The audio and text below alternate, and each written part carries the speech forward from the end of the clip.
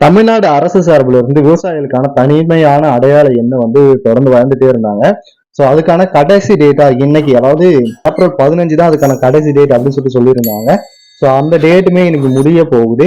So இனிமே நீங்க யாருமே பதியாம இருக்கீங்க அப்படின்னா இதுக்கப்புறம் விவசாயிகளா நீங்க வந்து சில விஷயங்களை அனுபவிக்க முடியாம போயிடலாம். மத்திய மாநில அரசுகள் விவசாயிகளுக்கு கொண்டு வர நலத்திட்ட உதவிகளை உங்களால பெற முடியாம போயிடும். பிஎம் கிசான் ஃபண்ட் 2000 வாங்கிட்டு இருக்காங்களே, அந்த அமௌண்ட்டும் நீங்க இந்த தனித்துவமான அடையாள எண்ணை, விவசாயிக்கான தனித்துவமான அடையாள எண்ணை வாங்கல அப்படின்னா இதுக்கப்புறம் அதையுமே உங்களால வாங்கிக்க முடியாது. ஸோ உடனே நீங்க போயிட்டு இதுக்கப்புறம் மேக்சிமம் எக்ஸ்பெண்ட் பண்ணுவாங்களா என்னன்னு சொல்லிட்டு கரெக்டா தெரியல. அப்படி எக்ஸ்பெண்ட் பண்ணாங்க, டேட் எக்ஸ்பெண்ட் பண்றாங்க அப்படின்னா நான் கண்டிப்பா வீடியோஸ் போடுறேன். ஸோ கண்டிப்பா நீங்க போய் உங்களால எவ்வளவு சீக்கிரம் முடியுமோ அவ்வளவு சீக்கிரம் வந்து இந்த திட்டத்துல பதிஞ்சுக்குங்க.